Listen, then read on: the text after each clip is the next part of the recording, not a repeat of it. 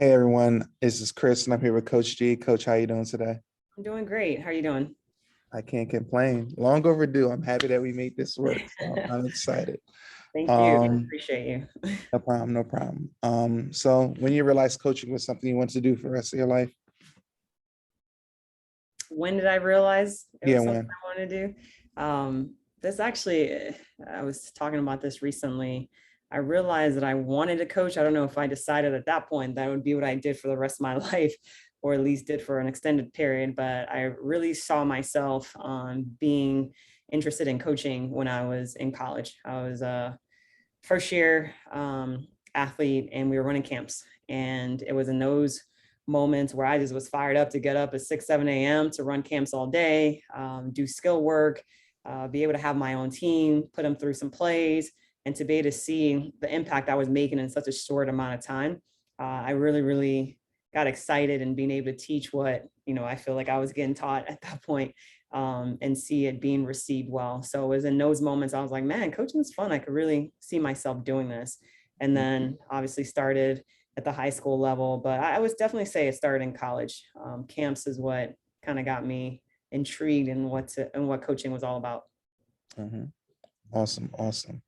As a coach, what are your non-negotiables? Well, I'll talk about my absolutes. Our absolutes for our program starts with one, communication. That's both on and off the court, communicating everything that we do and being effective communicators. Second one is competitiveness. We definitely recruit in this way too. And then lastly is just energy and enthusiasm. With competitiveness is just that desire to want to be the very best every time you step on the court. Understanding that there may be times where you fall short, but if you're stepping on the court and giving everything that you have, most often you're going to be successful. And then there has to be this pride and desire in everything that you do, this passion and wanting to play the game that's supposed to be fun, right? You should be having fun with it, but fun happens when you're competing. But there has to be a joy into wanting to be better every single day. So those are absolutes for us. And you could spin it to make it non-negotiables. Um, I'm a book guy. I don't know if you're somebody that likes to read books and things like that from a coaching perspective, but if you do, what book can you give me one or two books that really have grabbed you, or just clinics or whatever? You know. Yeah. Start with Why. That's always my one that I love, by Simon Sinek. Hopefully I'm saying his last name right. But it just talks about, people don't care what you know. They really want to be bought in and sold on being inspired. And then my second book, and I actually have it right here on my desk, and it was something I had a few of our players read here recently. It's Make Your Bed, by Admiral William McCraven. Great, short, easy read, but it just talks about doing the small things. We talk about doing things in an uncommon way, but being consistent day to day and being able to essentially just check off, okay, I've done this today. You fall back on at times like not being able to accomplish stuff, but if you can do the making your bed every single day, it starts off the day in a great way. So great read. It highlights a lot of other different things that were pretty impactful for our program. So I would say everyone needs to read that one. It takes you like 2 hours maybe to finish it. Awesome, awesome. I'll definitely get to that, coach. If you were to use one word to describe your coaching style, what would it be and why? Yeah. I would say passionate, driven, um, passionate because I'm a competitor, driven because I think for me, it's always, I just work hard in everything that I do. So preparation is a really big part of who I am. I remember as a student, I remember being a student of the game, basketball as well. I was all about, let me see the scouting report, let me see the player tendencies, let me see what I need to take away. And I've transferred that over into being a coach. So the driven piece comes from that student piece of, wanting to be my best, wanting to excel in everything that I do. Before your time at Northeastern, you were a coach at Wheelock, Division III school in Boston. Tell me about that experience and how it helped prepare you for the job you have right now. Yeah. At the time when I was working at Wheelock Division III, I was working as a nurse practitioner full time. So that coaching position was part time. And I say pretty often and really believe that it was doing that that stint that I really, really grew my love and passion for coaching and teaching, even more so than I already had previously from my high school stops. So I learned a lot.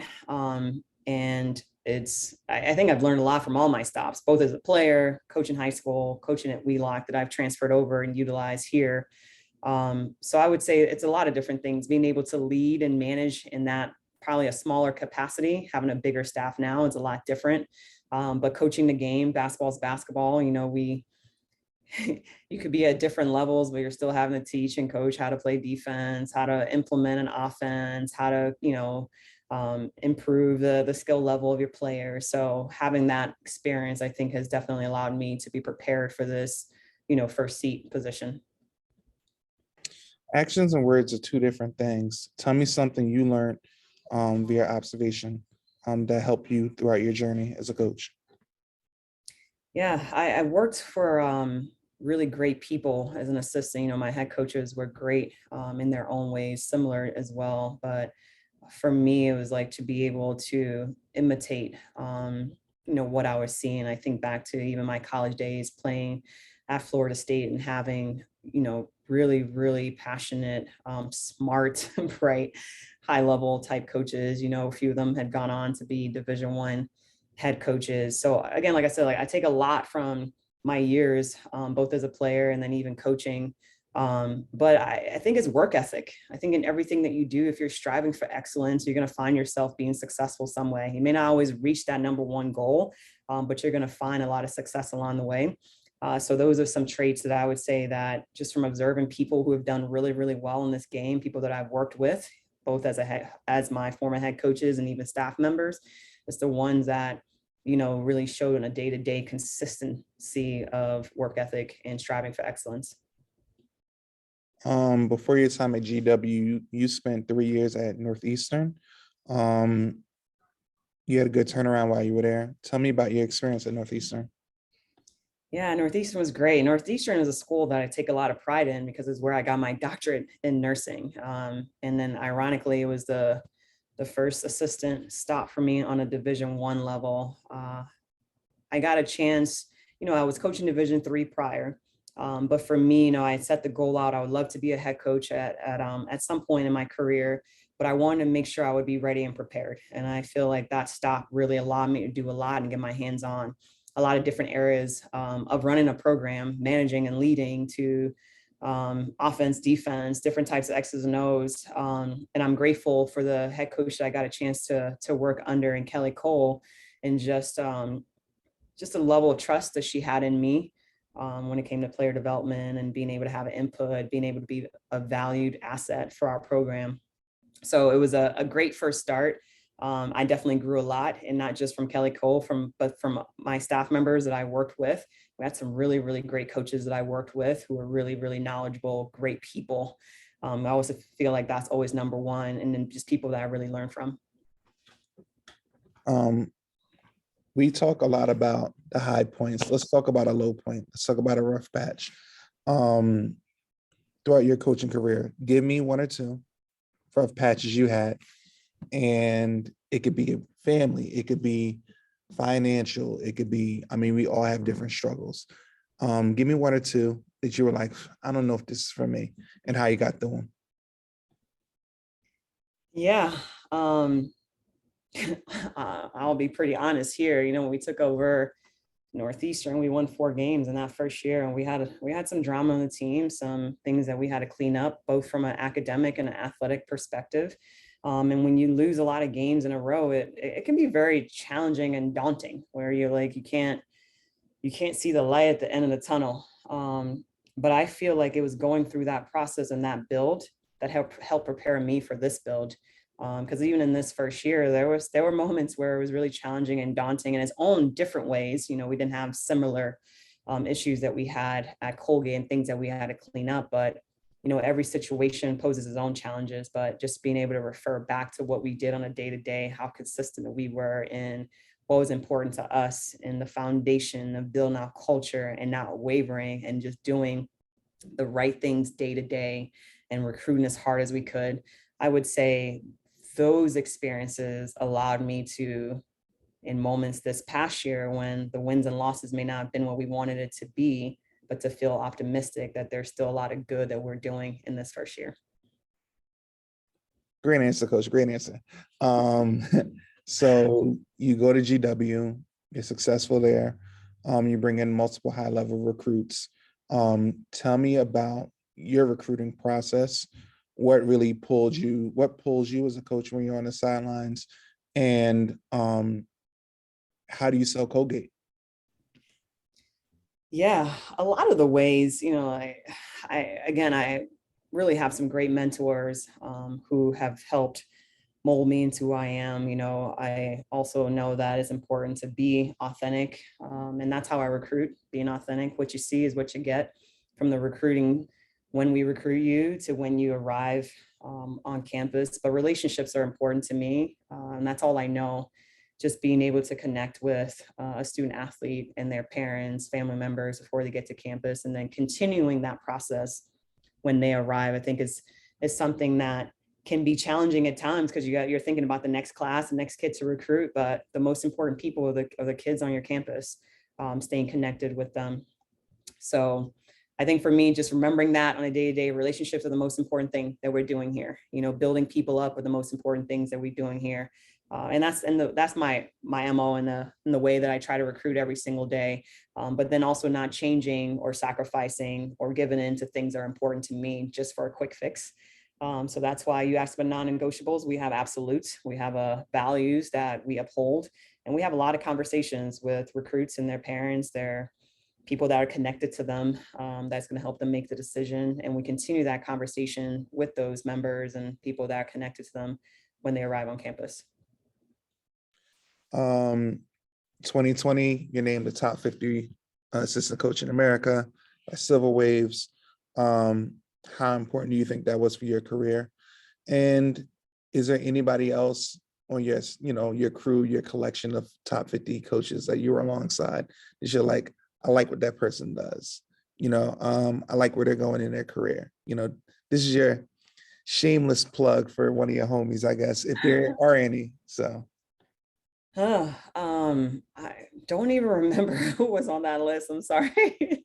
I remember being on there, but I think for me, to be honest with you, I like to keep my head down and just work as hard as I can. I was just talking to a friend recently. You get your next job based on how hard you're working in your current job.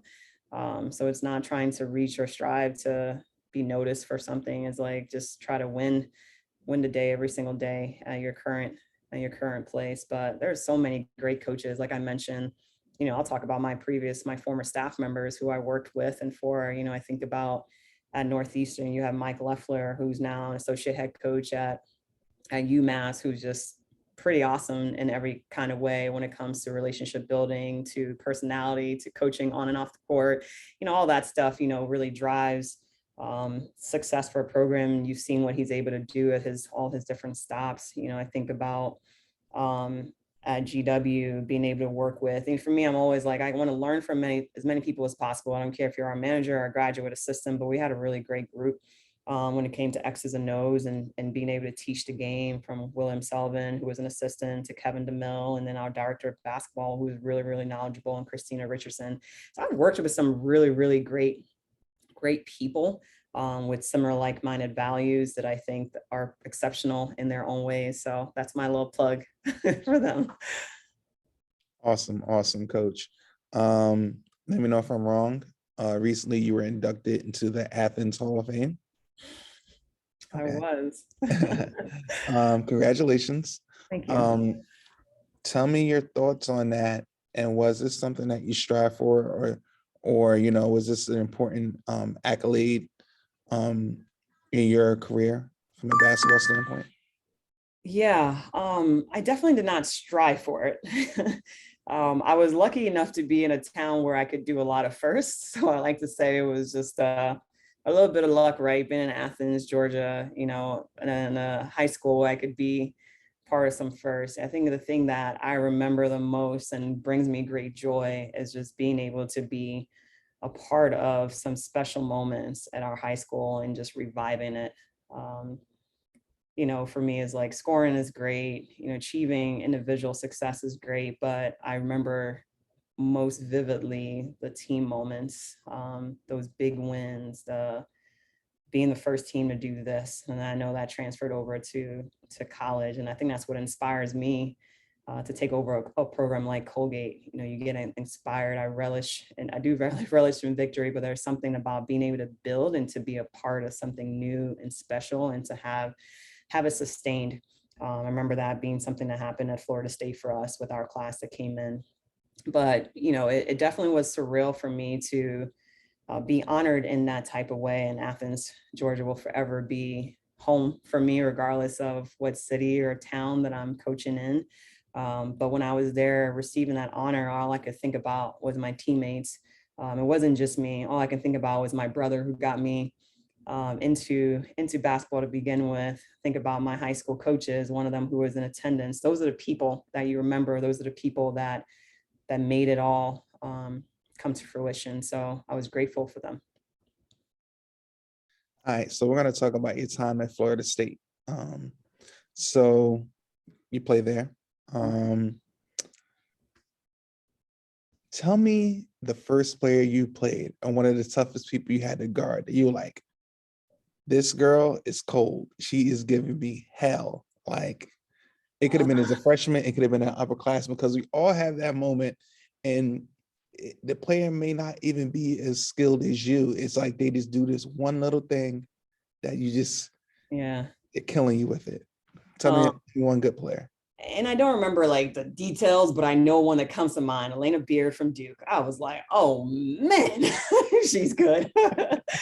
There was a handful of just, I mean, the ACC, some people will beg to differ, but the ACC when I play was the best women's basketball conference for sure. I mean, it might still be, but we'll save that conversation. So you always had like really, really talented players. It was, every night you got to be ready to go. It was competitive.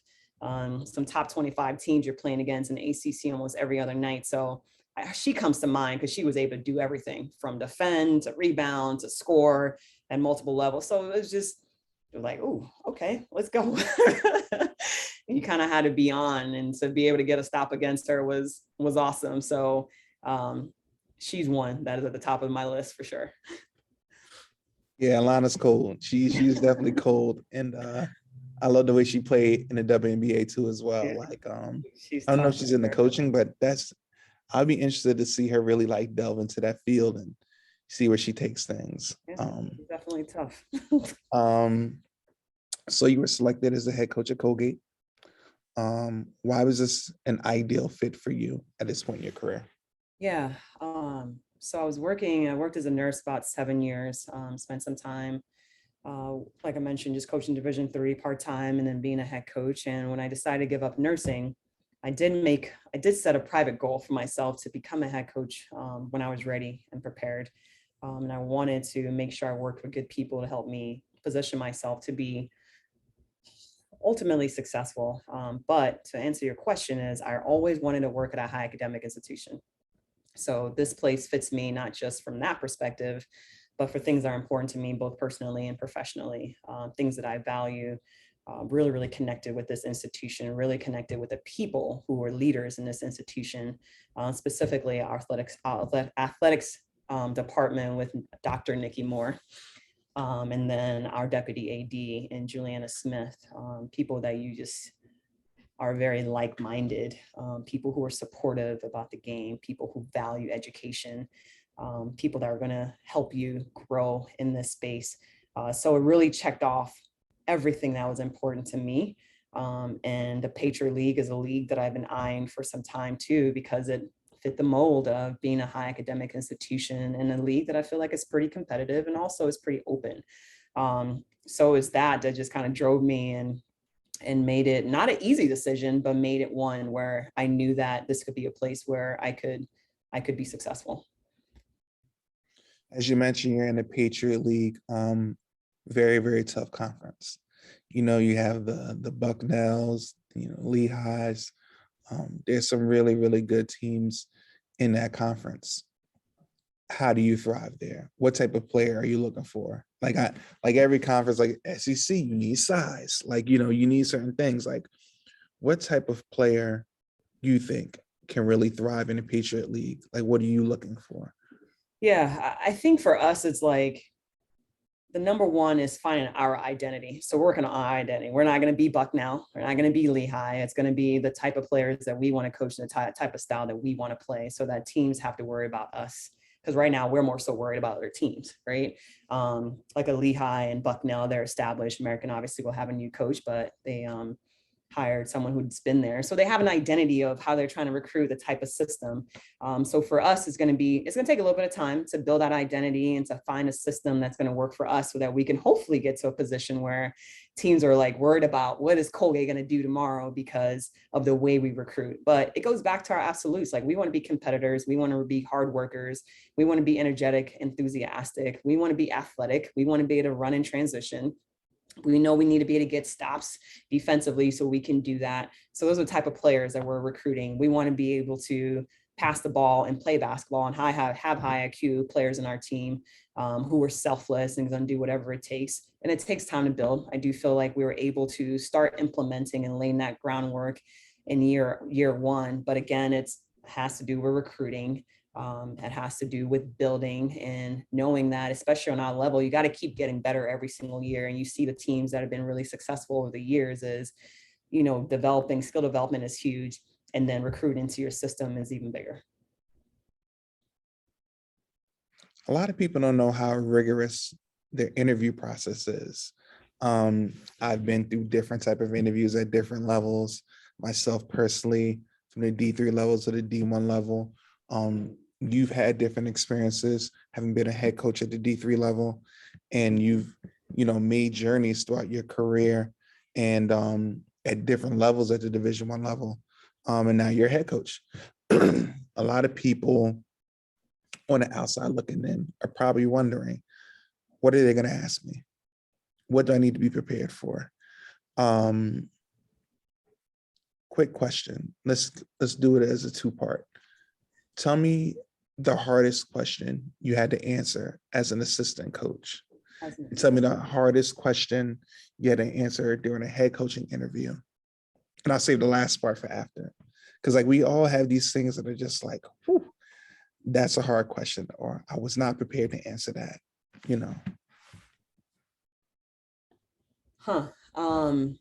As an assistant, the hardest question. I'm trying to think if I've ever had like the hardest question where I got off and I'm like, ooh. I don't know if this was hard, but it was more so the response that I think I got. And it was a very basic strength, like what asset, like what kind of value could you bring to our program?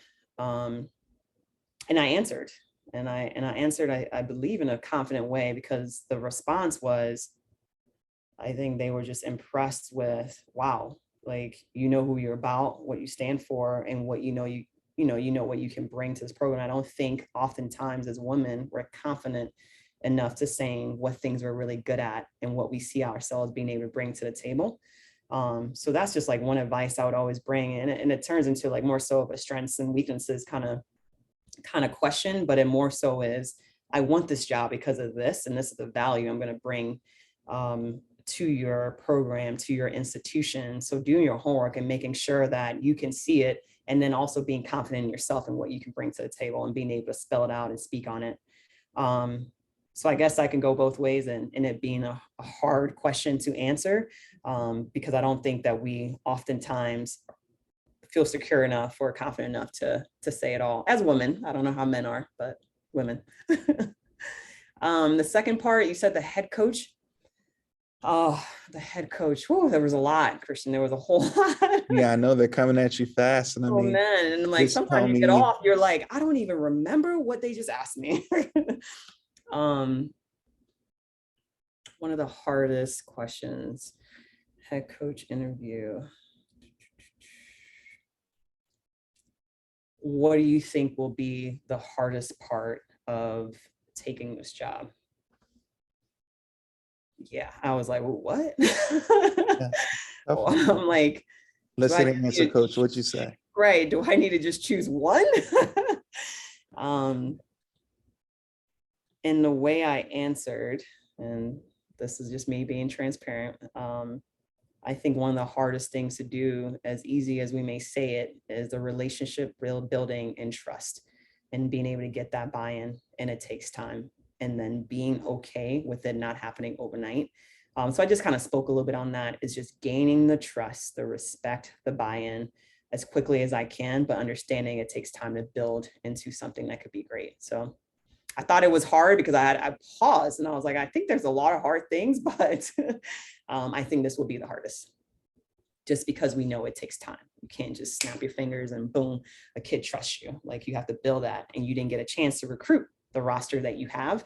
So what things are you going to do intentionally to get them to connect with you and feel secure and feel that they can trust you as a coach? Mhm. Um, as previously mentioned, you've been a head coach at different levels. Walking into that interview, let's say I was walking into that interview to be a Division III head coach. What is the one thing that I need to have on me, or question I need to be able to answer? Because certain programs have like, oh, what's your mantra? What's your non-negotiables?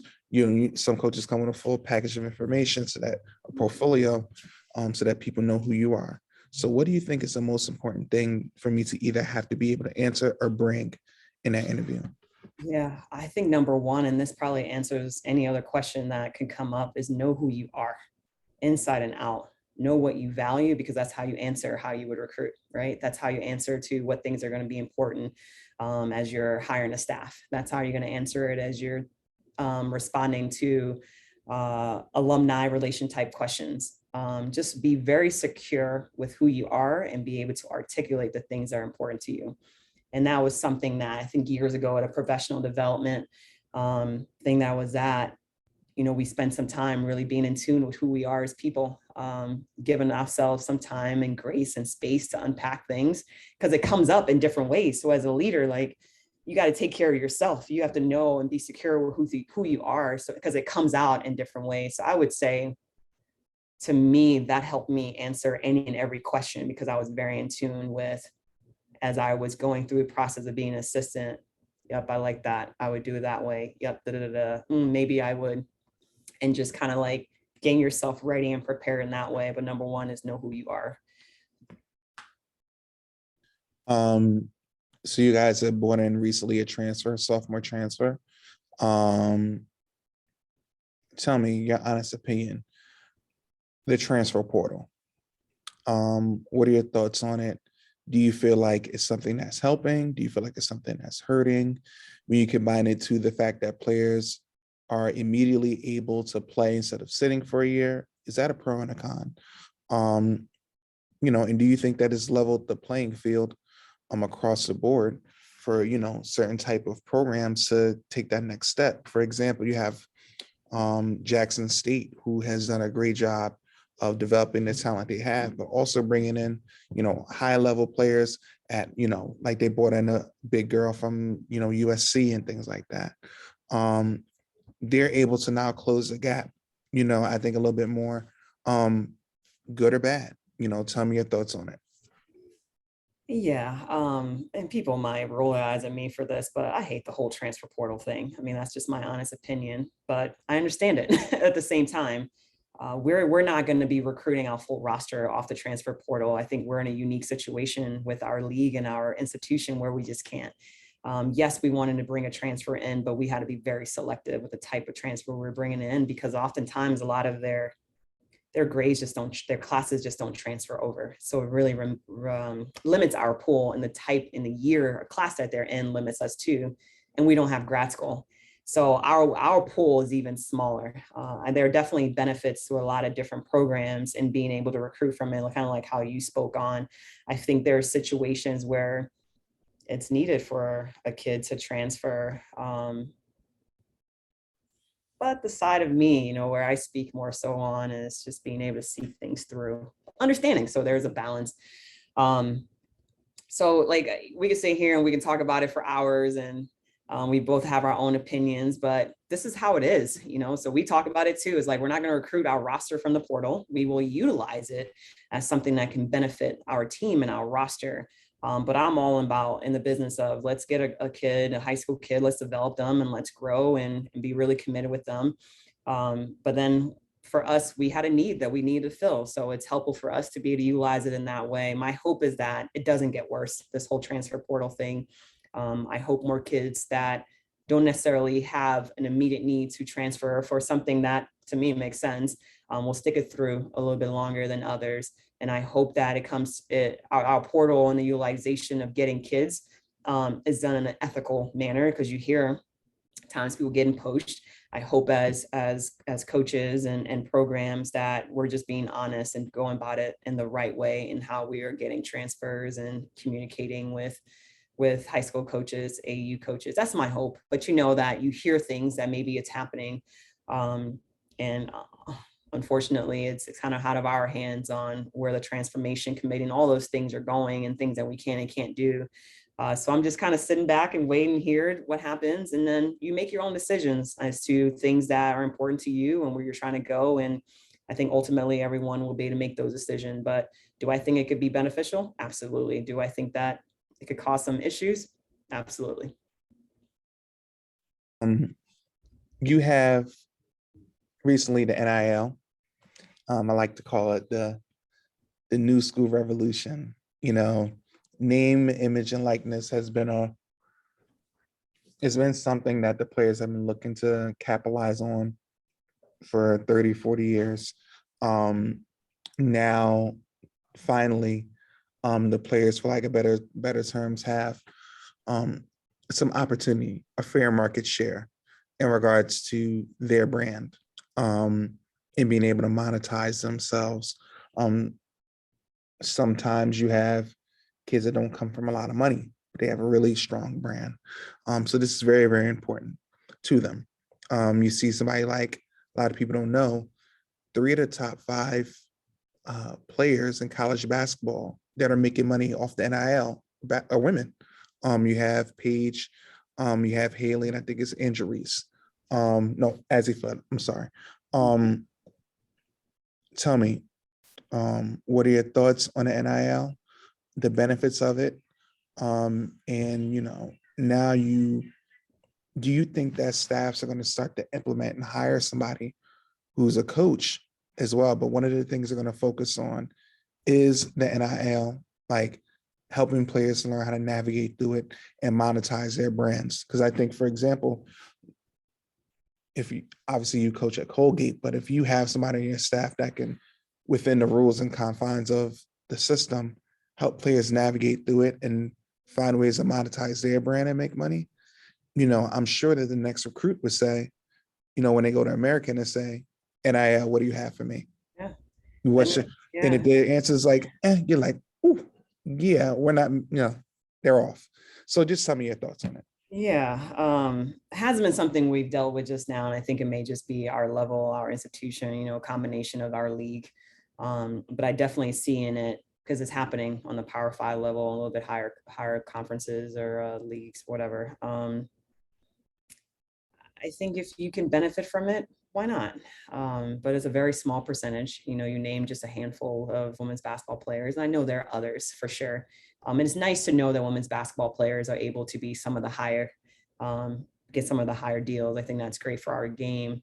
For me, my only concern early on, more so I think I'm understanding it maybe a little bit better now, because I try to put myself in the shoes of current student athletes. And I'm like, of course, as a player, like, man, you would have loved to make some extra money and do this and do that. Like, that would have been awesome, because there are so many rules that we couldn't do certain things in those times.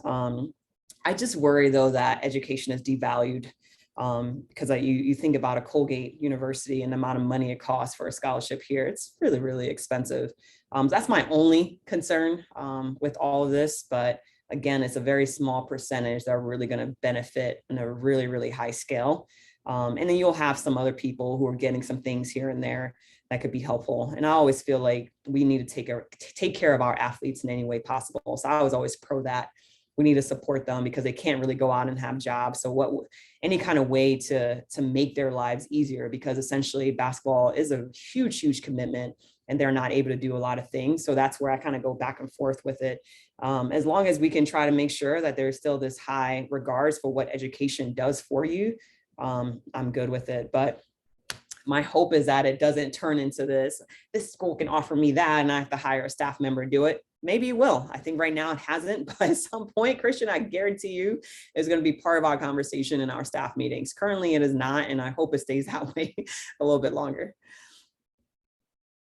You finished your first year at Colgate. Tell me about your experience in your first year. And obviously we're about the, different schools, but you got the summer programs that are starting.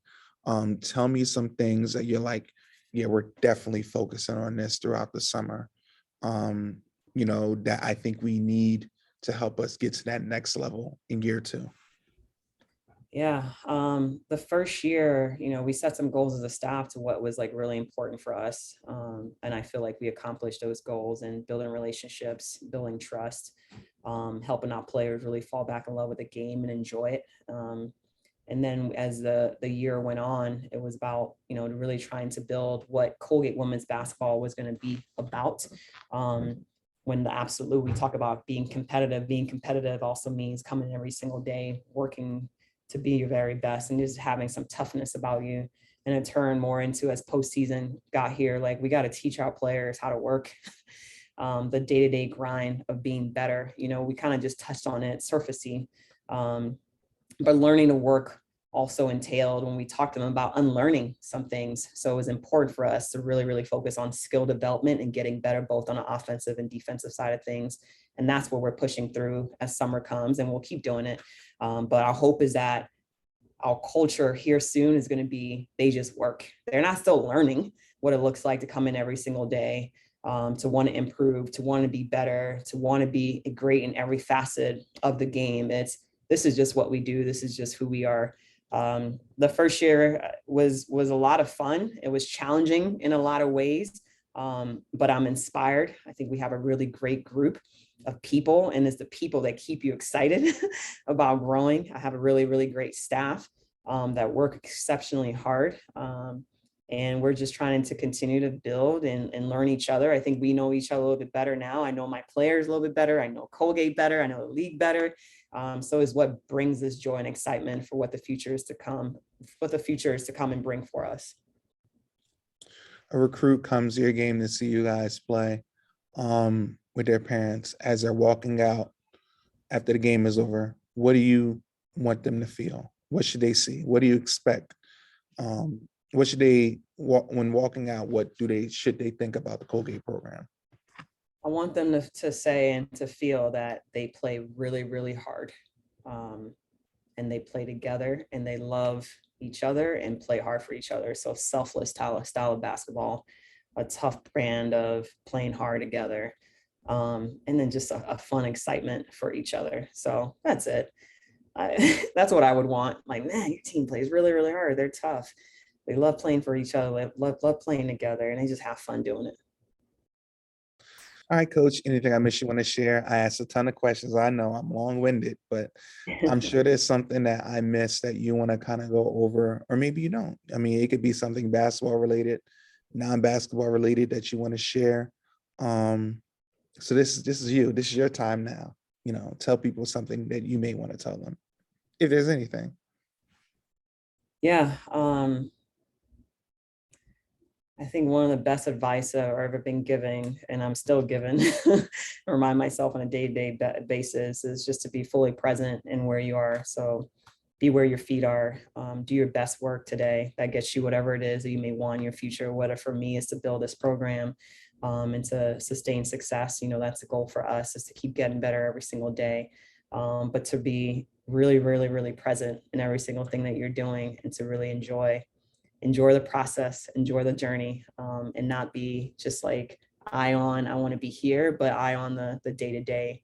So I think when you go back and then you reflect, you think back my previous years, both high school and even college, it was that journey that I really, look back on and find a lot of joy and happiness from. So be where you are, be present where you are, and just enjoy the process and the journey of whatever you're doing. Okay, Coach, thank you so much. I really appreciate it. And I think it's turned out good. So I look forward to talking to you soon. All right. Thank you.